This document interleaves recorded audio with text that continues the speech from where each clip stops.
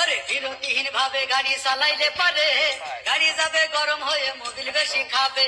বিরতিহীন ভাবে গাড়ি চালাইলে পারে ইঞ্জিন যাবে গরম হয়ে তেল বেশি খাবে। ড্রাইভার পড়বে ক্লান্ত হয়ে ড্রাইভার পড়বে ক্লান্ত হয়ে ঝুরো ভেঙে পড়ে যাবে খাদে। বিরতিহীন ভাবে গাড়ি চালাইলে পরে গাড়ি যাবে গরম হয়ে মোবিল বেশি খাবে। বিরতিহীন ভাবে গাড়ি চালাইলে পরে ইঞ্জিন যাবে গরম হয়ে তেল বেশি খাবে।